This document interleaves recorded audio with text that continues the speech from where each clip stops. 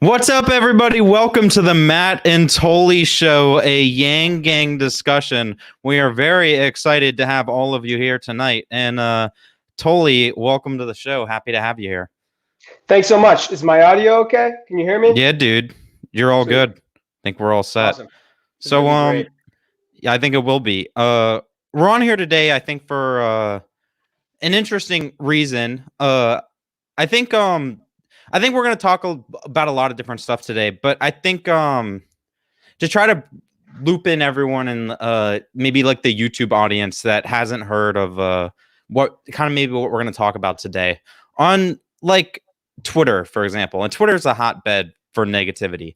There's kind of, I guess, this, and I guess people on YouTube are going to think so as well because they watch the videos. There's, I guess, Bernie bros, Bernie Sanders voters, whatever you want to call them, and the Yang Gang, Yang fans, whatever you want to call them.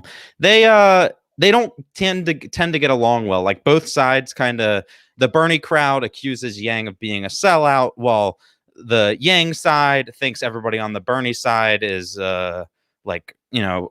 purity tests. And thank you, Brent, for the $5 donation, guys. Please like the video. It will help with the algorithm. If you don't want the video to spread, feel free to not like the video. But if you want it to spread, click the like button. Besides the point.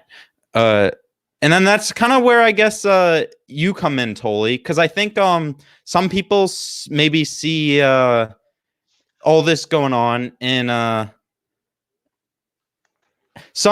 think the consensus within the Yang Gang is kind of like we are mad at Bernie bros, and maybe what your concern is, and maybe why some people have maybe I don't know what the word would be, we talked about this earlier and stuff, and we're gonna get into it. But what do you think like where this all started, I guess, like this kind of like tension between the Bernie aligned Yang Gang and like the non-Bernie aligned Yang Gang? Yeah, sure. So I've been open, and I've said that if I hadn't come on board the Yang Gang, I probably would have voted for a progressive candidate. And that's part of the beauty of the Yang Gang, is that I can have a great relationship with very conservative people. And we're here for the ideas. We're here to make America think harder. And it's a movement where everybody can belong regardless of your political orientation, or at least it's supposed to be. I think for the most part, we live up to that pretty well. The reality is there was a lot during the campaign in particular. There were a lot of Bernie supporters, surrogates, people like Sean King, Michael Moore, the Sam Cedar in the Majority Report, and they slandered Andrew Yang a lot, and that's true. And when these things happen, there's a number of times where I made response videos and I said, this is a terrible argument, and I took on the argument and attacked that. I think this phenomenon, right, of butting heads is well, it's not the main conversation that we're having here today. I think that the main conversation is going to be about sort of how we move forward. Yeah, exactly. How do we move forward? We just wanted to touch on this because there was a little bit of a back and forth between you and I. And it was about, what do we do about sort of Bernie Sanders supporters, right? Indeed, there were many who attacked us. And I think when they attack us, you have to respond with that. I think sometimes we could get a little bit nasty back at them. We could sort of be a mirror of their actions. Yep. There were certain members of the Yang Gang who tried to fight fire with fire, and that really doesn't work. And I just want to point out that there's a couple things going on here. Number one, the algorithm loves conflict. You mean on Twitter, right? Twitter algorithm? Anything, True. YouTube, whatever. We interact on social media, and I want you guys to imagine like the agora, right? Greek democracy. The agora is sort of where people gather to talk about ideas. what Facebook and YouTube and Twitter, what they have done to the public discourse is like if somebody walked around the agora with a microphone and tried to find the person who was like the most inflammatory, it was like, okay, here, why don't you have the microphone? Say what you have to say. And that person's like, Andrew Yang's a dick or whatever, and then it's just like it's a food fight, but it's really just the top 2% most like inflammatory, conflict-driven people. Yeah. And I think if you feed into that, if you lean back into that, it doesn't help us at all as a movement. And I think stoking or continuing the mutual antipathy is not strategic. Which is of course, you have to stick up for yourself, which I'm all about. Well, I mean, that's kind of what I agree with you on the sense that the way just social media is designed is kind of like the most negative, controversial, hateful content. That's going to be what rises to the top because unfortunately that's just the way these things works. When people get angry, they're going to comment and be like, and they'll get in a back and forth. Twitter, as you referenced earlier, be like, this is what everyone is getting into. Let's put this at the top of everyone's feeds. And but so I do think they're kind of, if you're kind of maybe in this social media bubble per se, like I don't know if we aren't, maybe we are. And all you see is kind of these, if you want to use the word toxic or disingenuous or just people that you think aren't open to listening to you. That is all you see. But in actuality, kind of that crowd of people on the Bernie Sanders side or the progressive wing of the Democratic Party, they're a vocal minority. They don't represent the majority, and it's important to keep that in mind. Right. I think that's exactly right, Matt. But go ahead. Yeah, I guess just one last thing that I want to point out here is that you have to also consider the fact that there are competitive dynamics in play. I want you guys to consider for just a second an alternate universe, a different simulation in which Andrew Yang actually won the Democratic nomination. How wonderful that would be. Well, then it would become Andrew Yang versus Donald Trump. And then you would end up having a lot of infighting between MAGA people, presumably, who would be saying universal basic income, because I guarantee you in this alternative universe, Fox News would turn on sort of they would ramp up the anti-UBI propaganda. You may disagree with me. I'm almost certain that's what would happen, and that's probably what will happen if we can get Andrew Yang to be the nominee in 2024. So because when there's a competition, there's a scarcity mindset naturally because only one person can win. So it's a zero-sum game. So if we had been competing with MAGA people, it would have been, we would have encountered more of this sort of vitriol from MAGA people. I'm not here telling you that there weren't toxic Bernie bros out there. They absolutely were. But in the words of Zach Grauman, Twitter is not real life. And I think if you think Twitter is real life, you got to take a look back at what happened leading up to Iowa. Right. Most people thought we were going to do better. So I think we definitely were a little bit in a bubble on Twitter. Yeah, I fell into it too. Whole different. Yeah, like I'm certainly guilty myself. But where is in this whole broader conversation, I guess, of kind of trying to understand the two different sides, where is it that you touched on a little earlier, like we had, I guess, a dust up, and I think original Native American, he was just like, OMG, love that you guys made up, go Yang Gang, Native American. And I kind of want to I'll let you speak on this in a sec, for sure. I really never viewed there being a problem between you and me, you know what I mean? Yeah, I thought it was just something. I thought it was just something that kind of there was just a misunderstanding, and it's again like just kind of what we were talking about earlier. The algorithm loves like the little back and forth, so naturally, of course, this back and forth got pushed to the top of the algorithm, and I think it made I think people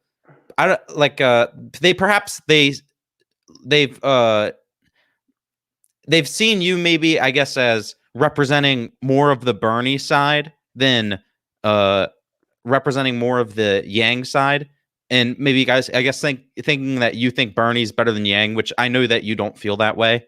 I know that you think Yang's the superior candidate, Yeah. but they kind of, I guess, people have just fallen like into this kind of like negativity loop surrounding you and a little bit. And I want to clear that up if we can a little bit. What do you want to touch on regarding do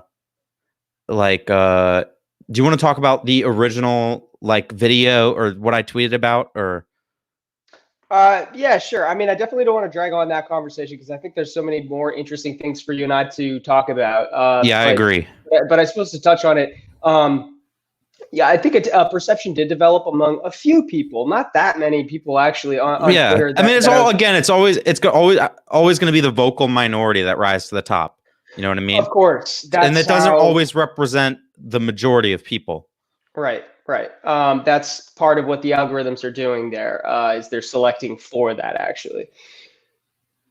Excuse me. But what all that happened was there's this guy who made a YouTube video, and I think that you took him to be saying that like Andrew Yang should be put in jail. I did not hear it as that. Like I interpreted his.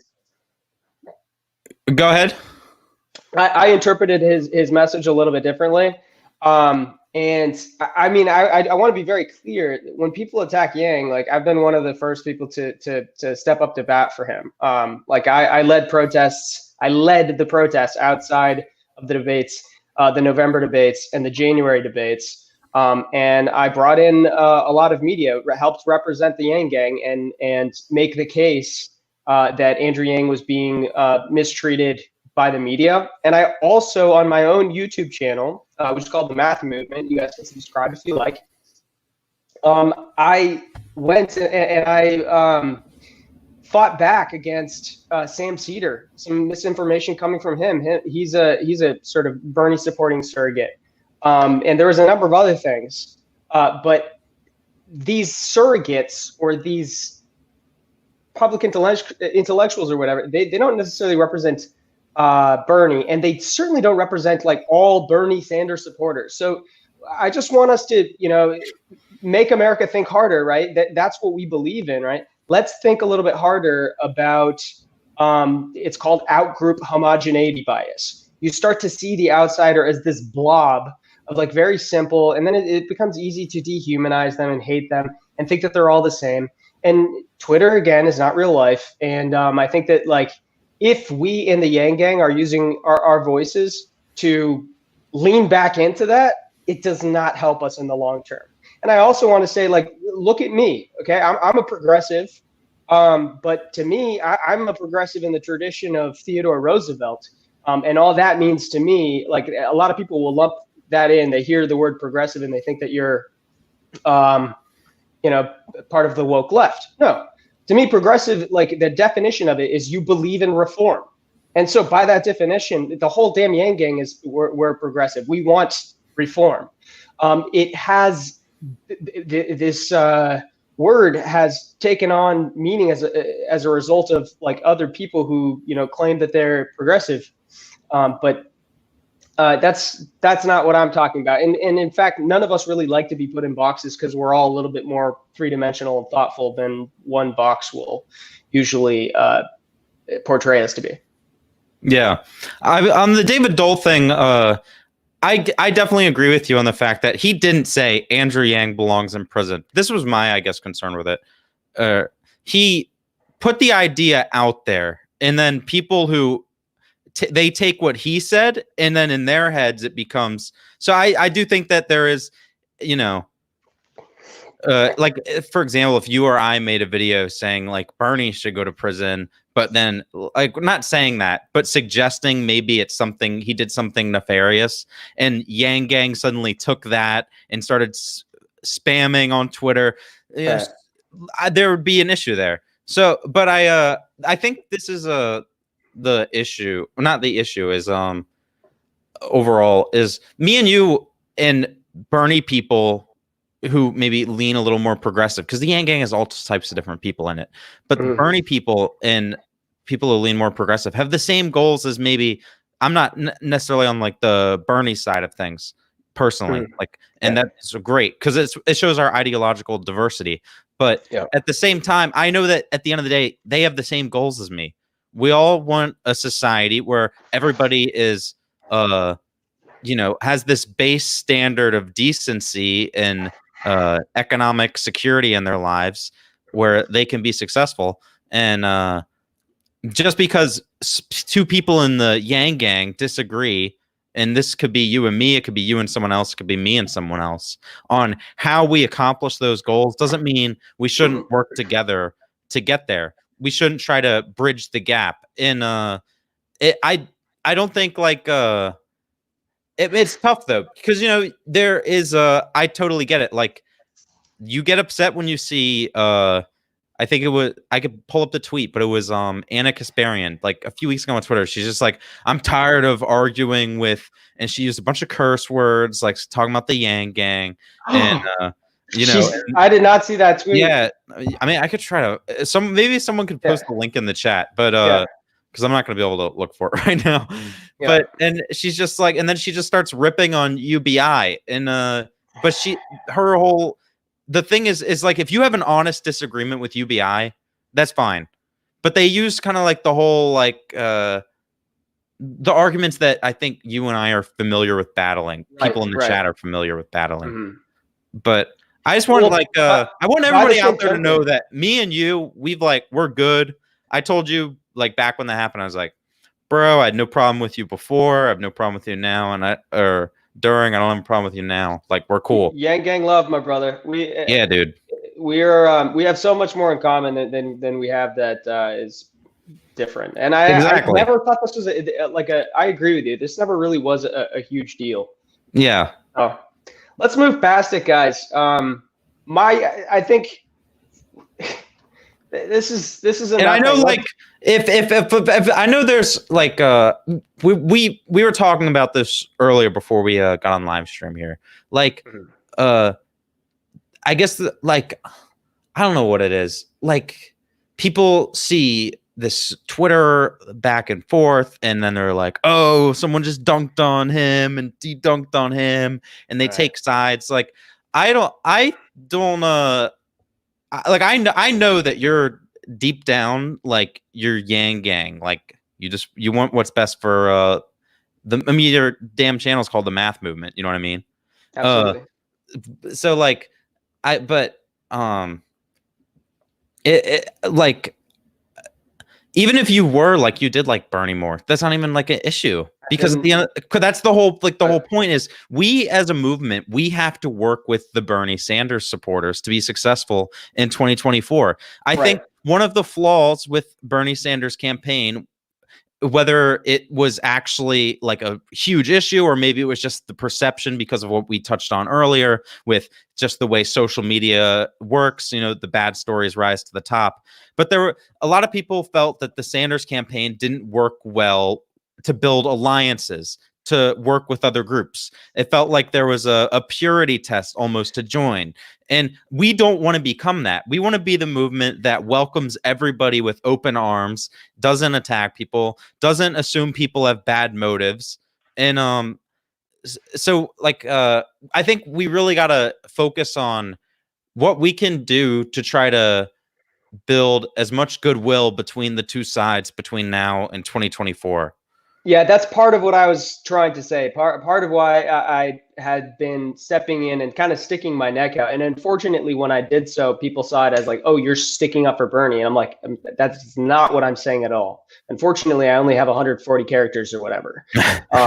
And so Twitter really like blows up. Oh, I think I lost Matt for a second. Twitter really gets all the context to fall away. And without context, we sort of dehumanize each other. All I was actually saying is like, folks, we need these people in 2024. Let's not keep on having flaming wars with them. And by the way, in terms of younger people, Bernie Sanders was like by far the most popular. So this is the future of American politics, is fairly progressive. And in some ways, the Yang Gang has actually been much more welcoming and celebrated its MAGA people, its ex-Trump people, than it did Yep. its progressives. I think that's a mistake. You got to have an open heart and open arms to welcome everybody. And I felt that it was important for me. I'm coming from a progressive side, a progressive persuasion, political Absolutely. speaking, and so I wanted to be vocal and say, here, I'm Yang Gang, and I also support Bernie Sanders. If the choice was Bernie Sanders Biden, I support Bernie Sanders over Biden. And I'm happy to have a respectful conversation with anybody about why I believe that to be the case. However, if somebody comes to me very disrespectfully and attacks me personally, then I don't feel any reason why I shouldn't block that person on Twitter. Yeah. I thought that it is extremely important, considering that Bernie Sanders had like 70% of the vote among certain demographics. Yeah. Like Younger under 45, he dominated. Yeah, absolutely. It's a very divided Democratic Party. It's in America. It has a generational divide, and the fact is that Bernie is quite popular. Progressivism is quite popular among younger people. We're shooting ourselves in the foot as a movement if we try to like get in fights with and see the woke left as we'll even have this concept in our minds as the woke left. In general, any person that you actually talk to in person and humanize and treat with respect, you will tend to find them to be a pretty decent person if you extend respect to them. If you are like, well, they're dicks, so I'm going to be a jerk too, it's like, that's not going to go well. So, and unfortunately, I think there's a few members of the Yang Gang who saw this to be tone policing, there's one person in particular who has taken to calling me an authoritarian. You know who you are. I think you're a wonderful person. I want to keep things. I want to keep things kind of like open. Like I don't want there to be like kind of like any hidden secrets. So okay. would you say like what it is and try to like I don't want to put you on like the spot or anything, but like I all of us are on the same team and we gotta like I know that the side that you're coming from, your progressive side, there are tons of people in the Yang Gang who have the exact same feelings as you do. Right. And that your concerns need to be addressed because they're very important. Because if you, someone who's aligned with Yang but also supports Bernie, is already kind of feeling this like a little, like an outsider. Yeah, like you aren't fitting in. That means that the actual hardcore burners are never going to come to our side. And you could say, well, Bernie Sanders lost in 2020, so we aren't going to need the Sanders supporters in 2024. But you got to think about it. Harder. Pete Buttigieg is probably going to run again. Klobuchar, if she's ends up being a Biden VP and Biden wins, Klobuchar could be not the front runner in 2024. So they're gonna suck up a lot of the moderate vote. And while the progressive lane might be a little more open, I don't know who would fill the Bernie role. I don't see him running again. I don't know if that's AOC. I think she ends up being eligible by like 1 month to run. But we got to remember the way you win in politics is you build coalitions. That's what I think Obama did so well in 2008. Right. They build coalitions, and we don't want to risk alienating any voters, and it's 100%. 100%. So anybody who's out there, anybody who's on Twitter, anybody who's not on Twitter, try to all I'm saying is let's try to represent a different kind of movement, because if our concern is, well, Bernie bros are toxic, which I think is like an oversimplification, and you're falling into like this algorithm driven pattern of human behavior, but if that is our concern, and it's like, so therefore we're going to become sort of toxic in response towards who we deem to be like progressives, that's really going to hurt us. And we need to operate in a way that shows that we're very welcoming to people from wherever they are coming from. As long as they want to move humanity forward, you're good with us. Yep. Yep. I agree 100%. And I think like on the topic of blocking, Sass wrote, he said, let me look for the comment. Tully blocked me on Twitter. And I I think I'm in no position to tell you how to like run your Twitter account or anything. But Sure. like I totally understand. Like I block people sometimes. I try not to. Mhm. But like you we all like we shouldn't be however you're discussing a disagreement with someone in the Yang Gang that leads to the point where somebody feels that they have to block someone because you're, you know, like if like I have no clue what these disagreements are over. Maybe like people saying I guess what I said earlier, like, oh, you support Bernie more. uh don't just accuse someone of that. Anybody, have a discussion with them instead of like assuming how they feel. And like you can be like, oh well, I've seen what they've written on Twitter and what they've done, but you're never going to get a true picture inside somebody's head and what their mindset is unless you're willing to have an honest discussion with them. You know what I mean? Right. Yeah. And so in my opinion, it shouldn't really get to that point. uh I think the Yang Gang, there's a lot of people who have the concern that we're going to end up being the next movement that has purity tests and isn't letting people in. You know what I mean? Yeah, that's no good. We can't move in that direction. Matt, I appreciate, by the way, so much asking for sort of a greater sense of people trying to understand each other and have a conversation with one another as opposed to sort of going back and forth. And to Sass, uh, I'm not sure what your Twitter handle is. I'm not sure what interactions that we've had. Um, I would guess probably you're a great person. And if you and I went for a walk, I like going on hikes, and we humanize each other and had a chat, a conversation. We would probably have a very good conversation. You would find that I have respect for you, and we both want a lot of the same things. So I don't know what caused me to block you. I will say here's my belief on this. Really quickly, is we've moved into a new era where people interact on the internet very often. And we haven't really established norms. Like humanity, cultures establish norms over the course of thousands and thousands of years. Here we are suddenly in this new way of interacting, and it's not really clear like how you're supposed to carry yourself. And it is my belief that if somebody came into my house, for example, and was like, "You're a communist piece of whatever," or something like they just behaved in this way, I'd be like, could you please leave my house? Like, and I think anybody else would. Like, if somebody was, treating you with disrespect, you would just be like, I don't really need to be attacked by you, so I'm just gonna like not deal with that. So I think that there's a very clear norm that like if it was a physical space, that you absolutely have every right to control who's in your physical space, like if it's your home, right?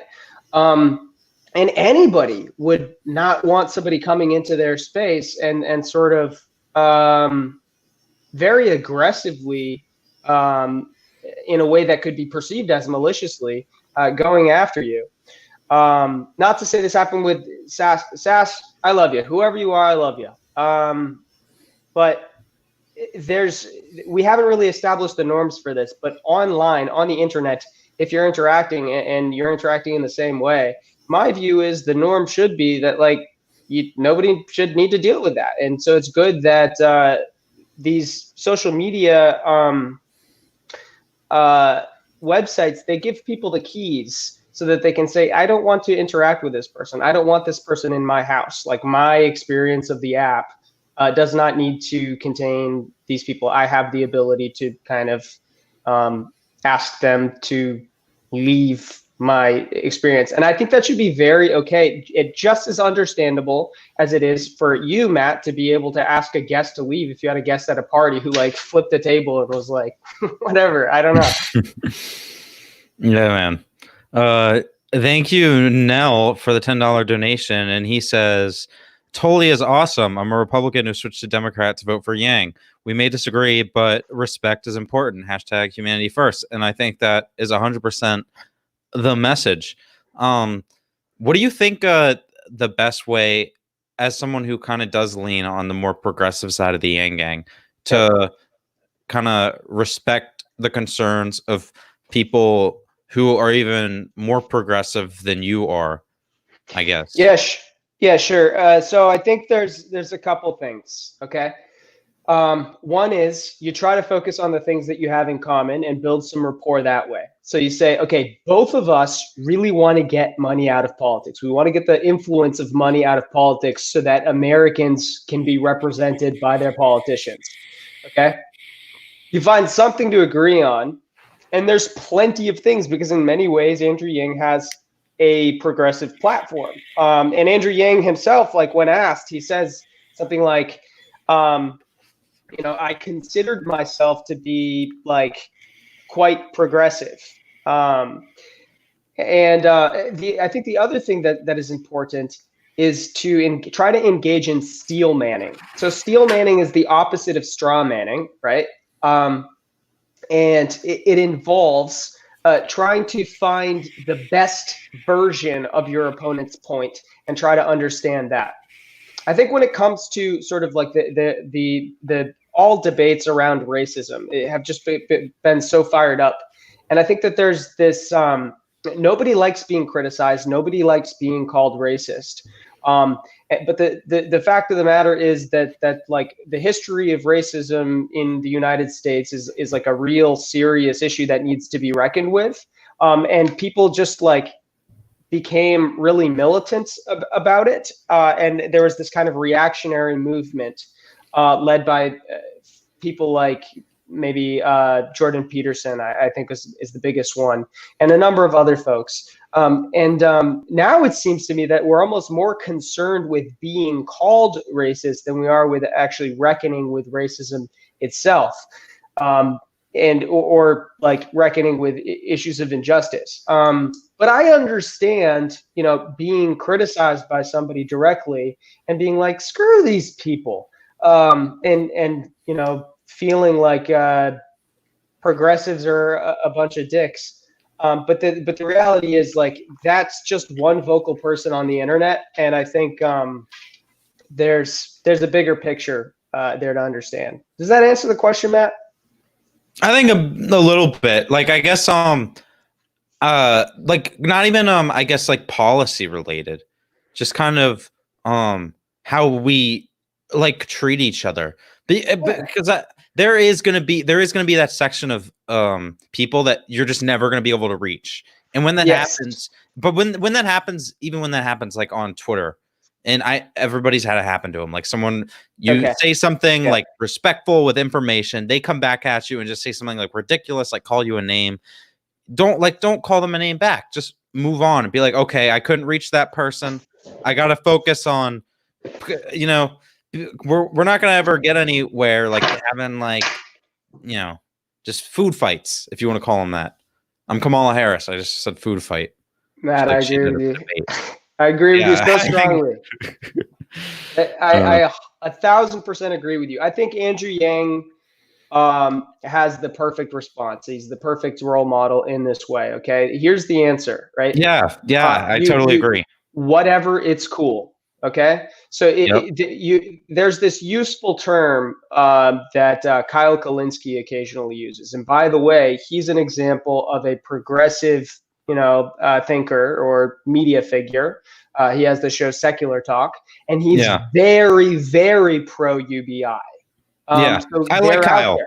Yeah, I just disagree with him sometimes, and I think he could treat people he disagrees with better. Personal opinion, but I think I actually really like Kyle Kalinske. He's like the main person I watch to get the progressive viewpoint. I think he's got. So here's the thing: like everybody, generally, almost everybody will have some kind of hypothesis or some thesis about some issue in society that is accurate and should be reckoned with. And if you will show other people that you like can see their point, that you'll generally be able to have a better conversation. But the term that I was going to say, Kyle Kalinske uses is the TFGs, the too far gones. And this is a really, really useful idea. It's just like having it in your mind that there's some people you're just not going to convince. And like, there's no sense arguing with them till you're blue in the face.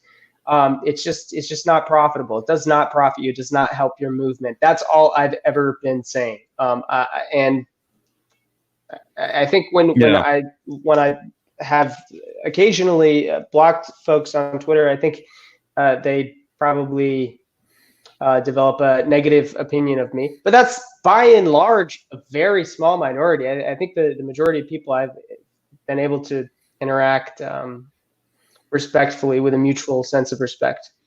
And like, again, if there's anybody out there watching and there's like a disagreement you have with something I'm doing, like I've had people like message me before about tweets I've sent and been like, hey, maybe that's not the smartest thing. Or I've posted stuff and then like where I was maybe a little upset, like kind of, you know, in a bad mood or something. And like an hour later, I'm like, okay, you know, I took that a little too far. Let me just take this down. It's human. It happens to everybody. And like, and you talk about here, like said Kyle used to trash UBI. I don't know if that's true or not, but I do know right now that he is advocating for UBI. And this whole isn't that what we want? People to come on board and join with us for like with UBI. Like we don't. That's the whole. Like I know that there's people who maybe came on board the campaign later. This is just like a random example, like December, January, like really late, but they were still fully Yang Gang. They kind of feel like outsiders. Like there's this, if you like, we want to just welcome everybody with open arms. I'm glad that Kyle likes UBI and almost nobody that's what we want. Yeah, and also I think it's a really wonderful value as a movement to live by, just that people are redeemable, okay, and people deserve a second chance. And if they disagreed or had a different opinion from you at some point in time, that does not make them like an evil, horrible person. Okay, AOC is not a terrible person because at some point she may have said some negative things about Andrew Yang. So in the same way that Andrew Yang says, I think that we're too like vindictive or, he was talking about cancel culture. I hear you. Let's not cancel people within the Yang Gang and just be like AOC, the worst person ever from now on. Like, I hate this person. I do hear you, but why is it that you do think that AOC called UBI like a libertarian Trojan horse? And she kind of referenced, like, she didn't say his name, but she was talking about Yang, right? When she made the comments. Why do you think she said that? Yeah, sure. And it's even if, let me have you answer first, and I'll follow up. Yeah, sure, absolutely. So I think there's a version of UBI that certain progressives take issue with. So people like AOC, David Pakman, amongst others, have an issue with a version of UBI in which it cancels out certain means tested programs. Now within the Yang Gang, means testing is a bad word. Okay, it's a pretty long hyphenated 4-letter word. We hate means testing. I hate means testing. Yeah, I mean, I think the people who have direct life experience with means testing will tell you that it is a cause of anxiety, stress, makes their lives harder. Yeah. And I think that in general, like we would do well to have a lot less means testing in the bureaucracy that goes with it. Why did AOC call it a Trojan horse? I think she saw that early on, actually, his view changed, right? Andrew Yang's view changed over the course of the campaign. For example, it was only until age 65. And then later he expanded that to be like till the day that you die. And early on, he also talked about funding it in part by reducing spending on other welfare programs. And this is more the Milton Friedman idea of universal basic income or a negative income tax. So go ahead.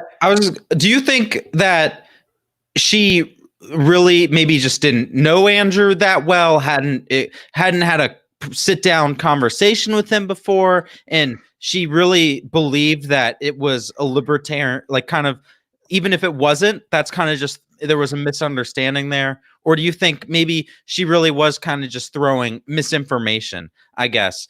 And I think regardless what the answer is, because there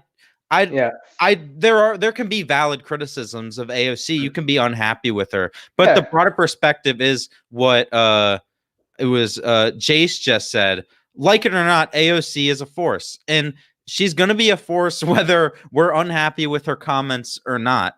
Right. So we gotta move past it and, like, try to, even if there's bad act in our eyes, maybe, or we think that there's people who are, putting out information that's disingenuous, or it's like politics, we still have to be the nice people. We can call it out, but it can't delve in. It always has to stay policy focused. It can't delve into personal attacks. Like, you could in your head, if you're one of the more right leaning Republicans, you could think AOC isn't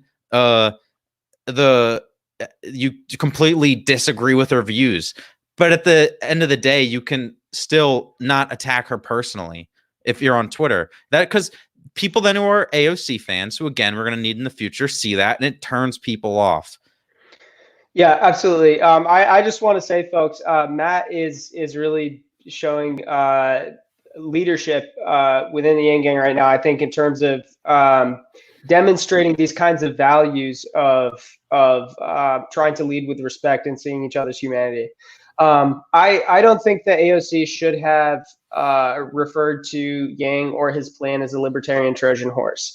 And I think that is very true that somebody said a moment ago that, like it or not, she's going to be a force in American politics for a long time moving forward. And so it really isn't going to help us if we kind of lean into sort of like, she said one bad thing about Andrew Yang at one point, and therefore we hate her, and we're going to, like, anytime she says anything, we're going to post snake emojis and like we're going to argue. Yeah. Like, that's not just going to help the exactly. Exactly. And you can just look at a previous example we just had, the whole Bernie Warren feud that happened in January. That certainly didn't help Bernie's chances. And it may not even, I don't even want to say it was, and I don't actually think it's ever really Bernie's fault. I think Bernie's a nice guy. I disagree with him on how he gets to a lot of his goals that he wants to accomplish policy wise. But he's a good guy. I don't know. So I don't think any of this caused by Bernie when I say Bernie. But with that said, it was really CNN that caused this whole thing. I think it was like a media built up, but it does cause it does have actual effects. And you saw the Bernie Sanders, some Bernie Sanders supporters, not all of them, trending on Twitter like Warren is a snake. That didn't end up helping Bernie in the primary at all. No. Because Warren progressives were more aligned with Bernie, but they ended up going with Biden. And is that people like personal feelings, whether you like it or not? Like, because I know a lot of people in the Yang Gang, they're very just policy focused, but personal like feelings and how you present yourself as a group is very, very important to a lot of people, and we have to keep that in mind. Yes, 100%. I hope everybody I really hope that everybody in the Yang Gang could just like see these last 5-10 minutes of our conversation, because I think it is a very important, like, necessary concept for us to bear in mind going forward, that we have to take after Andrew's lead. All right, sorry, Darla. Let's throw some rocks. Yeah. So anyway, but it's important. It ends up mattering in the long run. So I think that we need to not lean into.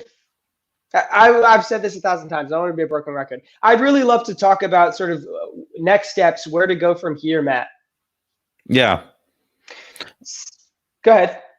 Well, so what do you mean by where do we go from here? Like, yeah, so as a movement?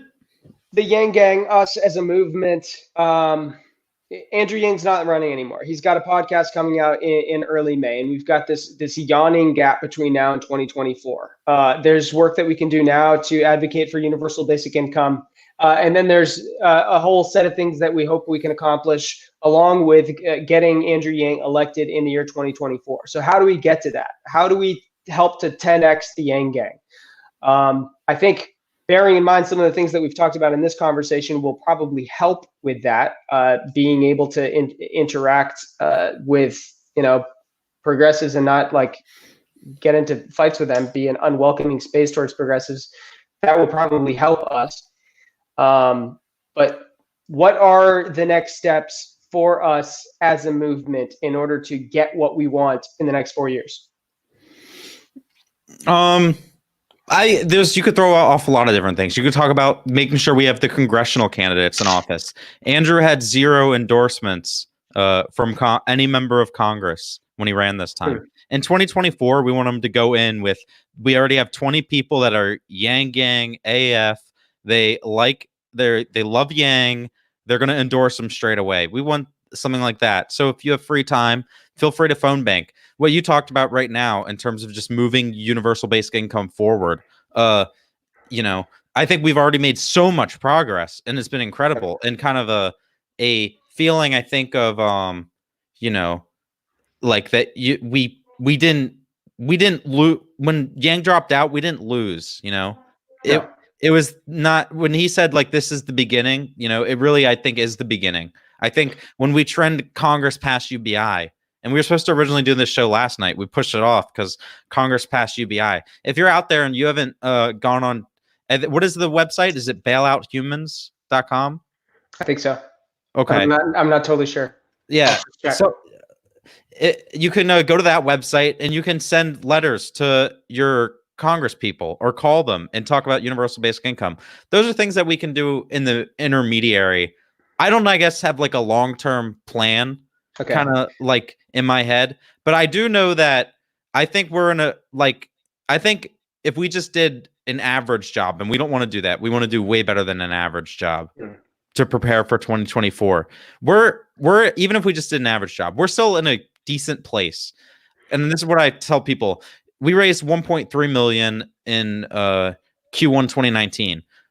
This time around, don't you think we'd raise 1.3 million within a few hours of Yang announcing? He should be able to, instead of picking out which states we're going to want to compete in, we should be able to have a national campaign already established by the end of the summer, going into the primary season. So, but even with all that said, and there's not going to be Bernie's not going to run again, so there's no worry of that. Even all that, I still think and yeah, Darla says she will max out day one. I will, as long as I'm not struggling as well. Who's going to donate on day one? Okay. Yeah, totally. Yep. Even I already started a Yang savings account, guys. Heck yeah. Dude, with all that, go ahead. I was just gonna say, with all that said, like we still probably only have we're only gonna have like a 1 in 3, 1 in 4 shot. So we do want to put in as much work as we can between now and 2024, because it's not a long time, but it is a long time. You know what I mean? Like, there's a lot of time. Instead of going around like yanging people and telling them about Andrew Yang, just tell them about UBI. If you're having a conversation with like anyone, and they're just like, yeah, dude, like I'm unemployed. Like, I can't pay my bills. This Corona thing is, just destroyed my finances. Empathize with them, and then talk to them about universal basic income. Like, don't even bring up Yang. And then when they do hear about Yang in the future, they're gonna be like, we just want to keep spreading like the message. You know what I mean? But I think you maybe have a more specific, like, I guess, plan than maybe I do. Well, I've been working with a number of really amazing Yang Gang people that I met during the campaign. And we started an organization. It's not like we haven't like filed the papers yet, but we will soon. Called the math movement. And to me, actually, I'm one of the Yang Gang that did not come on board because of UBI, right? To me, it was the math that got me on board. I felt that we needed, Andrew Yang talked about two things that are extremely important to me. He talked about advancing a non-ideological and data-driven politics. That's what I'm passionate about. Okay, so let's acknowledge that the Yang Gang is not necessarily just people who are super pro UBI. I'm pro UBI. I warmed up to it, and now I think it would do a ton. But actually, it's the entire platform, right? It's the 100 plus policies and this solutions-oriented thinking that Andrew Yang has that brought me on board. But I'll tell you, Matt, that like I have a very simple theory of change, which is that if you have power, then you can get results. And if you don't, then you might get some results. So what you want to do is you want to build power to get results. And you know, I've experienced this in like a minor way in my life. I hope this doesn't sound like stupid, but so part of my experience in life is that I used to be a marathon runner, and so when I finished college, the 2 days after college I ran a marathon. At that time I was like 125 pounds. After that I moved to China and I started this vegan bodybuilding experiment, and I gained like 60 pounds of muscle over the course of about 4 years. You got some pics for us? I got some pictures. You can find them on Twitter. I'll send you some. And I gave the keynote at China Fit 2019. Almost, it was like a year and 2 weeks ago today. So my experience in going from a 120-pound guy to a 190-pound guy or whatever, something in that range. I'm exaggerating. It's like 135. I don't know. But people treated me differently. Like my brother, who I've had a number of like fights with, I have an older brother. I noticed that after I gained like 40, 50 pounds, like we had different interactions, right? And so my life changed a little bit as a result of appearing more powerful.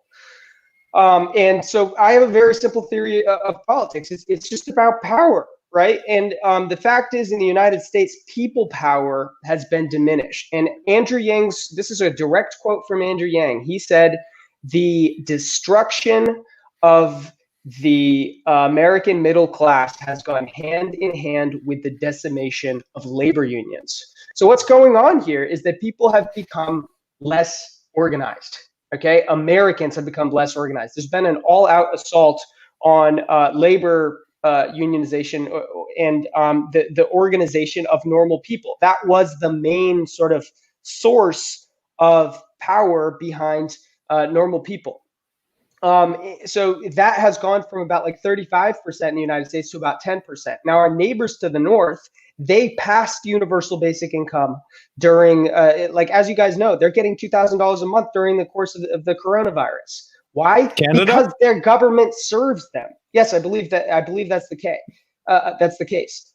Their government serves their people. Now, one thing that you'll notice is union power has remained much stronger in Canada. The current rate of unionization is 28.8% in Canada. It's 10.4% in the United States. Okay, and if you look over across the pond and you look at England, they don't have a Democrat and Republican party. The party that is liberal is the Labour Party. So normal people are getting fucked because normal people don't have power. And the reason they don't have power, Yang Gang, is because they're disorganized. We are disorganized.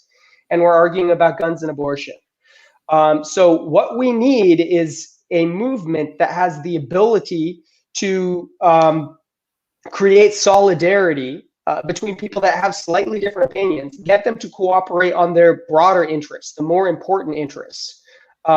So that you can have more than just UBI, you can get the whole shebang. You can get his entire policy platform. You don't have to ask anybody nicely or hope that it works out. So what needs to be done within the Yang Gang is that we need to become expert organizers.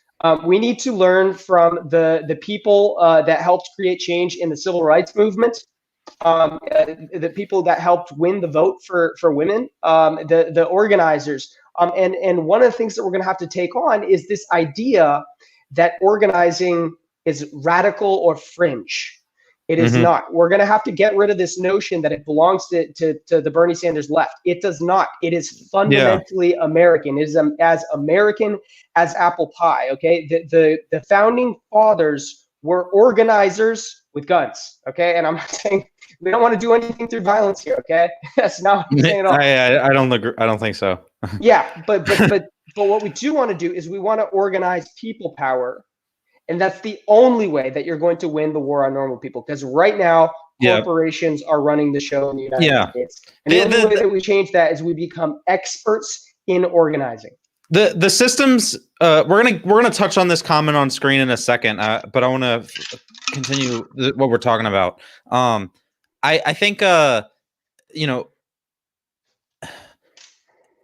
touching on what you said in terms of organizing, we have to recognize that the right is definitely organizing. Yes. The RNC has a very strong operation. They're very well funded. They have an extreme digital organization. I don't know, like if you don't believe there's organization on the right side of the aisle, go to see the picture of the protests. It was either yesterday or Thursday in like Madison, Wisconsin, protesting the stay-at-home orders. They had like hundreds and hundreds of people there. Like that wasn't like someone like texting their friends. That was something that wherever people are, like, they're organizing. And if obviously we aren't gonna protest like in the middle of a pandemic for whatever it is, because that's not safe.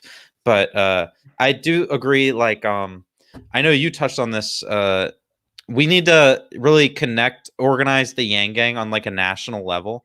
And I do think we're making a little bit of progress there. Like I think the trend that was organized yesterday, I think that was they weren't even planning to launch that till May 4th, and they were going to have a lot more like stuff dropping with it. And even that, it still turned out successful. We were like the number 3 trend, even though Trump Lysol and disinfectant was the biggest Twitter storm in a long time. Yeah. But that is a good sign.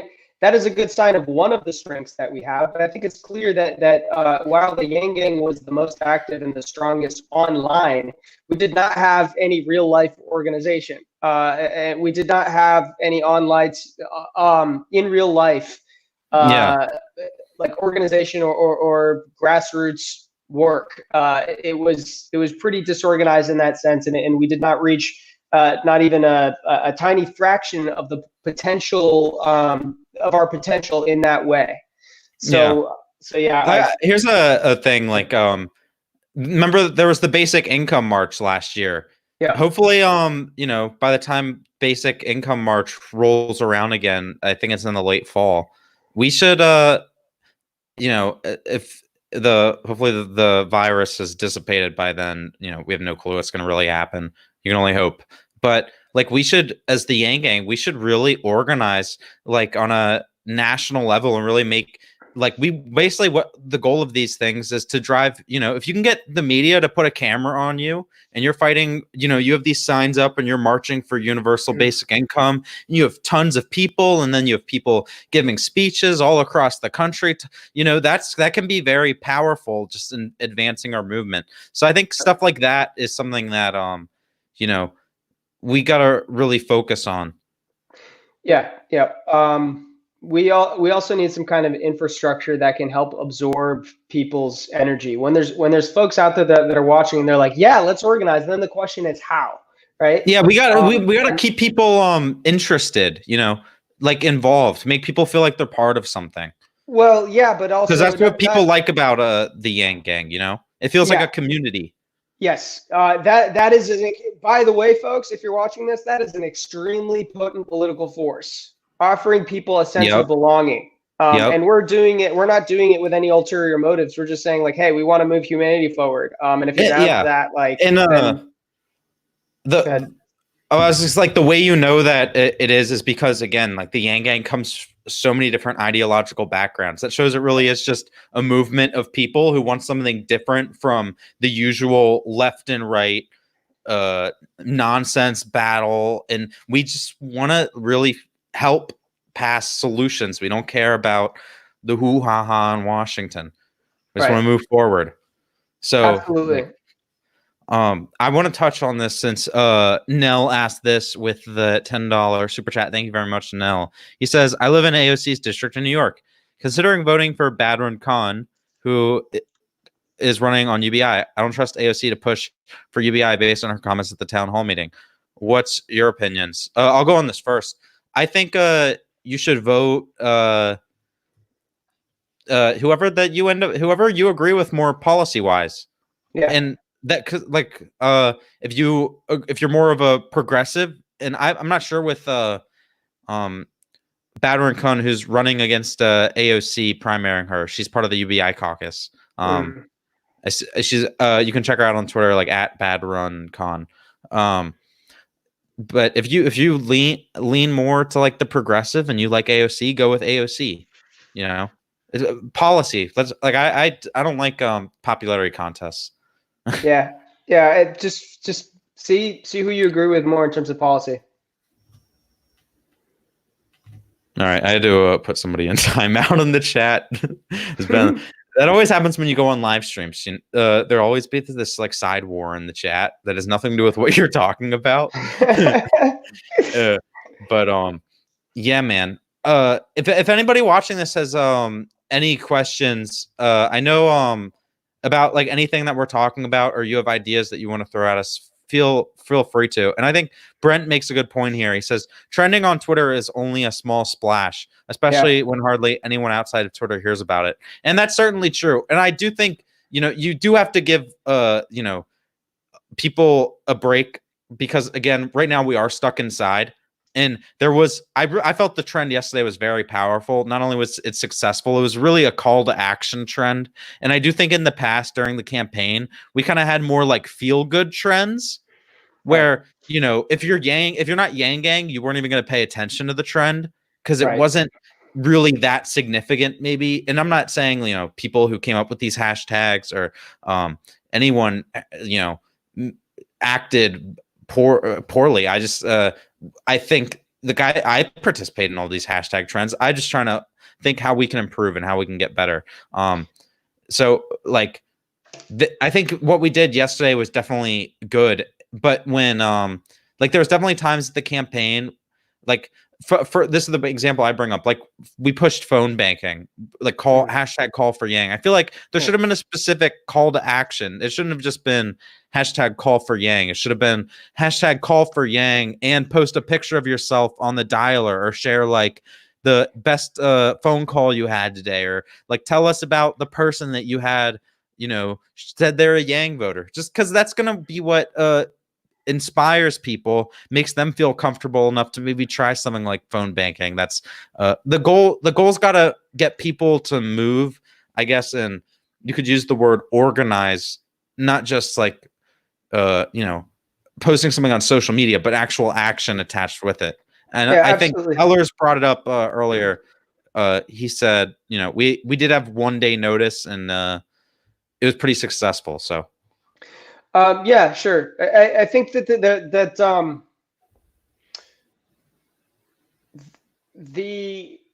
it is exciting that we can get stuff to trend on Twitter, but I would have to agree with the person that said like that's just a splash. It doesn't have like much of a.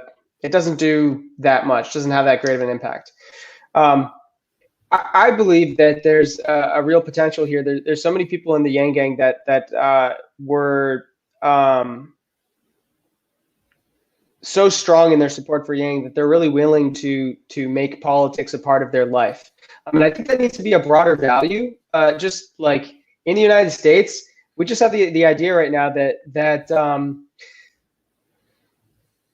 politics or democracy is just something that happens once every 4 years. And it can't be like that. There needs to be like ongoing participation amongst the citizens Yeah. in order for the democracy to actually serve the needs of the citizens. Otherwise, it starts to become something else. And in the United States, it has become sort of an aristocracy or a corporatocracy or something. It's not a representative democracy. It is not producing results that are like, there's simple graphs that just show the popularity of an idea and whether it becomes a law, the chances that it becomes a law. And for if something is like 90% support, there's only like a 35% chance that it becomes a law. And if something has 0% chance, 0% support, it has just as good of a chance of becoming a law. But if something has a lot of support among the sort of the donor class, so to speak, then it becomes a law. That is how the sausage is sort of made at this point. It's a thoroughly corrupt system. So I actually think Andrew Yang, his focus on democracy reform was one of the things that got me on board, and he had some really great solutions there. Yeah, and I think Perdumnia just here asked the perfect follow-up to this conversation, asking, apart from UBI, should there be a similar effort to push for democracy dollars? And I think 100%, like, because the problem is with all these progressive policies, and it was going to be, as much as we believe UBI is a bipartisan idea, it's still going to be hard to get 60 senators to vote for it, Right. And it'd be even harder to move things across like healthcare and stuff. And that's because of all the big money corporate interests. It's going to be harder to, get like, you want to get rid of like private prisons and stuff like that. We got to get rid of money in politics. So I totally agree with you when you said, the the democracy reform. Yes. Definitely drew people in. And I think like Yang could have maybe talked about that a little bit more during his stump speech, because I know that in Iowa, people like the thing they clapped the loudest to every time was congressional term limits, and no other candidate I believe was offering that, not even Bernie. Like, I think Yang had the most the best democracy reform platform of any candidate, but I don't think voters knew that. Yeah, unfortunately. Yeah. I think that if I had like a criticism of sort of our effort this go around, or Yang's campaign, I think that Andrew Yang's 2020 campaign, he ran as a UBI infomercial. There were times where he went on the debate stage and it was very clear that he tried to connect everything to how UBI would make things better. And he was very successful with that. Like, he succeeded in pushing UBI towards the front of the conversation in the United States. And that's fantastic. But I think that as a movement, we have to be about more than UBI in order to really like catch on. And we have to have like more solutions than that. Because as I think Scott Santos has also said, UBI is one solution, and it's going to make everything else work better. But we need to have a whole suite of solutions and a whole broader vision, and make it clear that we have a broader vision. Yes, I do want to say, because I think we do have a broader vision. We just gotta let people know. We gotta let people know. Absolutely, yeah. I think Yang's vision, and I think it can be a very powerful one. It can be a response to the era that we're in now, is making people think harder and getting people to focus on the problems and the solutions, as opposed to like squabbling and having culture wars about, Colin Kaepernick and whatever. Like, his antidote to our times.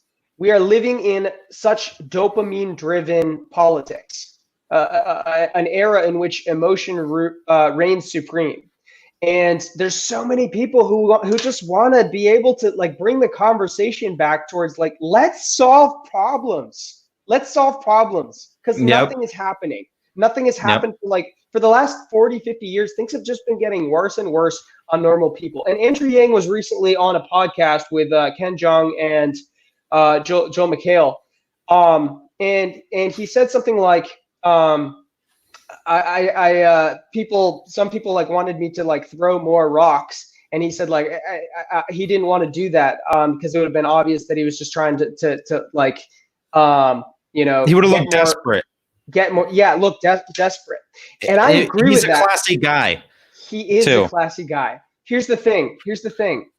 I agree with that. He shouldn't throw rocks at other candidates and other people, but we at their need him to policies. throw rocks. We need him to throw rocks at the system, because the Yes, yeah. system That's a good is point. screwing Yeah. people over. And like I'm sorry, but if you just talk about automation, like you're not going to win in 2024. Like that is not a winning message. I'm really sorry, but like people know I tend to agree with that. Yeah.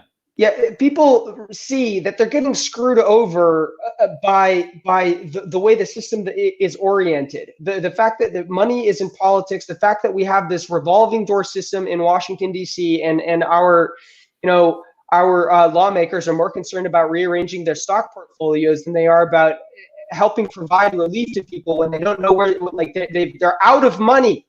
Yeah, and they can't work. Yep, and I think people are pissed. Yes, they are. They are absolutely. Yeah, I totally agree. Like attack the system all day. I think that's one thing that Trump did well, as at least from a political standpoint. He was able to convince the Republican Party that he was the anti-establishment candidate, that he was the one that was going to destroy the Republican establishment, drain the swamp, as he calls it. So I totally agree with you there. For sure says, I hope y'all get a Yang interview here soon. For sure, we're actually gonna be having Andrew on Monday at 1 p.m. Eastern time. So everybody here that's watching, make sure you tune in at 1 p.m. p.m. Eastern time. But touch like a little bit more on what you were talking about, Tully, because I like where you were going. Yeah, sure. I think I kind of lost my train of thought here, but I did as well. That's why I threw it back at you. I had another point to make off what you were saying. Yeah, but it happens. The broader issue here is that people are getting fucked, and we know that we're getting fucked. And we want that guy who was talking about unfucking us. Yeah. That was the Yang we loved. That was the Yang. We still love, like, we all still love Yang. But like, for the love of God, Andrew, throw some rocks. This system is destroyed. This, like, our democracy is not working anymore for normal people. And like, we want you to win in 2024. And for that to happen, we hope that you will. It doesn't have to be political theater. But like, we want to see some of that anger that we know that you feel. Thank you, Karen, for becoming a YouTube member. Oh man. So I wish I had remembered my original point. What else? Go ahead. I was gonna ask, like, what else do you think? Do you want to touch on here? Before we kind of come towards the end of the conversation. Well, one of my key messages for anybody in the Yang Gang, for Andrew as well, for anybody who's working at Humanity Forward, is that the amount that we're going to be able to get done, the amount of the platform that we're going to be able to actually enact, is going to be directly proportional to our political capital. And the way that you build political capital is through organizing. And I think that the Yang Gang we need to become experts in organizing. So at the Math Movement, I've been working with a number of other folks on a curriculum for organizing, for effective 21st century organizing. And we're thinking of calling it math class. And I really hope that we can recognize that there's one way that change has been created, major change has been created in the history of this country, and it is through organizing. Not the stuff that we saw from sort of the Bernie Sanders left. They were mobilizing. There's a difference. Organizing means having an outward orientation and being able to focus on bringing other people on board with your vision. Mobilizing is about sort of being a circular squad where you have you're just, it's about purity and showing how like woke you are, things of that nature. So there is a path for building political power. There's so many people in the Yang Gang who have a desire and have an energy and a willingness to start to get involved. And we need to make it easier for people to get involved. We need to create a directory so that people can find other local Yang Gang, so that they can start to build groups. And then state by state, as they say, think globally, act locally. I think that we could have 50 states that all have, let's say, a democracy dollars campaign, or a ranked choice voting campaign. Pick something, pick anything that you think is the most strategic thing. But we can organize around it, right? Have some initiative where we're actually trying to create some change. I think ranked choice voting is a really good one because it has bipartisan support, because it is democratic reform and it will make it easier to accomplish the rest of your platform moving forward. And because there's a precedent for it, it has been done. The state of Maine has adopted ranked choice voting. And so it's been demonstrated that it can be done. I know there's members of the Yang Gang that would be willing to get to work, go to weekly meetings, and start doing the work, collect the signatures, do the advocacy that's required. And the thing is, there's this snowball effect. If you are doing stuff, you will grow as you go. But if you're not doing stuff, the energy is going to be dissipated and it's going to be lost. So we need to get to work on something. And I'm sorry, but I don't think universal basic income is the thing. Is the first thing to work on. Oh yeah, thank you. Yeah, so you keep going. That is a light bulb in my head. Yeah, that is a longer term, broader vision, right? That is something to work towards once we have the political capital to do it. Because, folks, I think that in the Yang Gang, we might have an unrealistic idea of how easy it's going to be to. It's going to be very hard. It's very hard. There have only been 45 presidents ever in the history of the country. It's going to be very hard to put the guy that we like the most and help him become 46 or 47, depending if Trump makes another term. And you made me remember the point I wanted to make earlier. You talked about how automation isn't enough in 2024. And I agree with you. I don't think it was enough in 2020. I think automation and artificial intelligence is happening. It is an issue, but it is going to be more long-term and towards a pushing for universal basic income. And you can make a great case for why we should already have universal basic income. Like in terms of Martin Luther King pushing it back in the late 60s before, automation and artificial intelligence was even really on the forefront of anybody's minds. There is a fundamental issue already in our economy where if we gave everybody $1,000 a month, it would solve a lot of issues. And Pradumna, another great follow-up question to what you referenced, said, before you guys end, can you talk about how to advance Andrew's ideas on things like reducing the cost of healthcare and higher education? What is, geez, spam in the chat. You want to address that, Tully? Because I know you were just talking about how, you know, we can't win just on UBI. We have to make sure everybody knows, there kind of was like a lot of little, I guess, labels that would get attached to Andrew. Oh, he's just the UBI guy. And that was one of them where, when things like healthcare are the top issue, you definitely need to make sure you're doing everything you can to talk about more policies. Hello, Mark. Okay, go ahead. Hey, Mark, how you doing, man? I really enjoyed hanging out with you over the course of the campaign. So to answer Pradyumna's question, I think the answer is the same. Organize. Andrew Yang did not get enough recognition for this.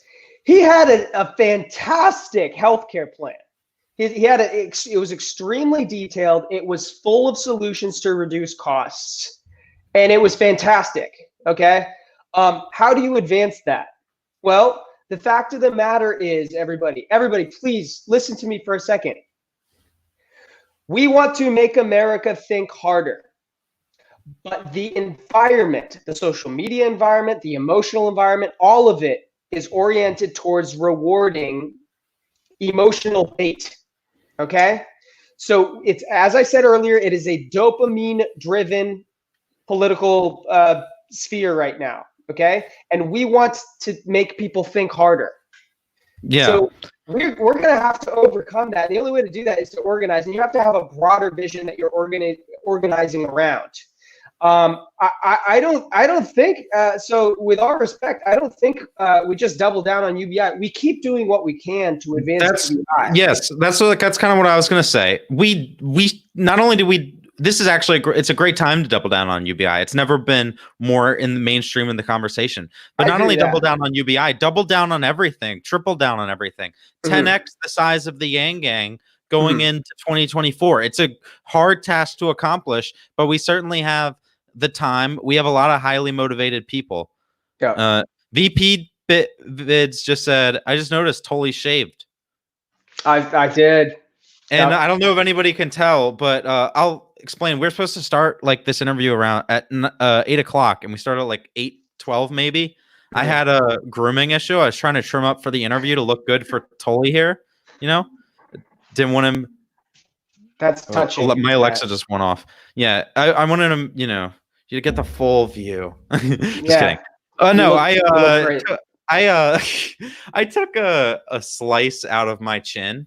And suddenly I had a hole like in my beard. And I was just thinking, I was on Boyce's live stream last night, and he did you see? Hold on. Is that what that was? Yeah. Matt texted me and he said ran into an issue, gonna be like 5 to 10 minutes late. Yeah, man. That was, yes. It was a shaving issue. Yes, I had to do emergency surgery. I had to just get rid of everything. My beard hasn't been this short since in 2.5 years. I feel exposed. Wow. But I'm just thinking, I was on this stream with Boyce last night, and he was shaving his beard for like a fundraiser. You got to check it out. It was hilarious, dude. He have you seen his beard where it was like all the way down to here? Yeah. So what he did is he just trimmed out like this part to where he had a huge thing of hair down here, and then like a mustache like beard thing. It just gets it was fantastic. But I'm like, damn, I should have just been a part of the beard trimming contest last night because Tom also jumped on it. Tom the connector. So I trimmed my beard, and I didn't even get to turn it into a fundraising mechanism. So that's something I'm going to have to personally learn for 2024 in the future. Fortunately, it will grow back. All right, Tully. Anything else, like last final thoughts here before we end this? I think we touched on a lot of points, and just in terms of how we want to make sure that we are the movement that welcomes everybody in with open arms. We want to be the movement that tries to really understand why people feel the way they want to feel, why people feel the way they feel, not just jump to conclusions, because when you do that, it is like it's step one in getting into an argument with someone is them feeling like you don't even want to understand where they're coming from. Right. And even when someone, they could approach you from that same angle, but like you don't want to hit back at them. Like you said earlier with Kyle Kulinski, like there's some that, what was the quote again? The too far gone. See, that's a really important idea, folks. The TFGs. You have to be able to recognize TFGs and don't argue with them. They're too far gone. It's a waste of your time and your energy. And like I do think, when whoever it is, whether it's the media or someone on the Bernie side of the aisle, the Democratic Party, if it's someone on the moderate side, if it's someone on the right, and they're saying something that's irresponsible or incorrect or disingenuous, let's call it out, but let's call it out in a fashion that's represents humanity first, where we don't look like the I don't know what word I want to use, the babbling babies, like the crybabies. We want to look like like people, like we like, I don't know, if someone says something on Twitter that you disagree with, be like just respond back like with if they're saying I think what's a top popular one, a UBI makes you lazy or whatever, if say that comes from the right side of the aisle, hit him back with a study. There's tons of articles everywhere on how UBI increases the productivity, productivity in people. Like, also, folks, I just don't think it's good to get wrapped back up and like just never don't go to the name calling and stuff because it makes us look like a bunch of we don't want to have like this cult like vibe to the group. You know what I mean? yeah, I agree with that, and I do think that it's smarter for us to just engage in a different way. But can I just say, if we spent all our energy that we put into just arguing with people on Twitter and actually like working to build a political power by organizing and creating a yang gang in every city, and advancing all the different issues that we believe in, then like if you put your energy into in real life work, political advocacy work, it may be advancing decriminalizing opioids in some state. If you do that, you will do so much more to advance our movement than if you just try to change somebody's mind on the internet, which you're probably not going to succeed at doing. I think the most effective thing to do, if somebody's spreading misinformation out there, don't try to argue with them. They're not going to change their mind, but make it so that the other people that are seeing the conversation know that there's more to the story. And the best way to do that is to represent your movement well. Go into, if you want to say anything, go into the comment section and just say, hey, with respect, I think there's a lot more to the story than that. Just leave it at that. Other people will see that and they'll be like, huh, I should question these views that this person is spouting out. Yeah. All right, Tully. I think that wraps it up. If you guys want to check out Tully, you're on YouTube at The Math Movement and you're on Twitter at Tully_math. I'm glad that we had this conversation, and I'm also glad that you're part of this movement with me. We're all in this together, and I'm glad that me and you can have a little bit of differences on how we accomplish our goals, but we know that at the end of the day that we both have good intentions, and I think that's just the signal that we want to have be everywhere in this movement. Absolutely. Yeah, folks, let's try to always just assume positive intent. Assume positive intent. As Andrew Yang said, as he tweeted just a couple days ago, I disagree with my friends all the time. Still my friends. Go ahead. Thank you, Nell. All right. Thanks so much, Matt. I appreciate you having Tully and Matt are gems. Thank you, Darla. You're a gem as well. All of you. Hope you guys have an amazing night. Remember, we're going to be on with Andrew, 1 p.m. Eastern time on Monday. And I may as well tell you guys some other cool stuff real quick. We're also going to have, it looks like Kyle Kalinske join us on Wednesday. Sorry. I messed up. Not Kyle Kalinske. I wish. That would be fun. Sorry. Everyone is just like, ah. Whoa! We're going to be having Cameron Kasky. I don't know why it's the cool. double K's. It messed me up. Hey, Cam Kasky's a really cool guy too. Yeah. We're going to be having Cameron Kasky. And then on Friday, lastly, we're going to have Marcellus Wiley. If you don't know who he is a NFL player who I met in Los Angeles, and he's Yang Gang. We're going to be talking about football, draft, all sorts of stuff. Yeah, not Kyle Kalinske. Maybe one day.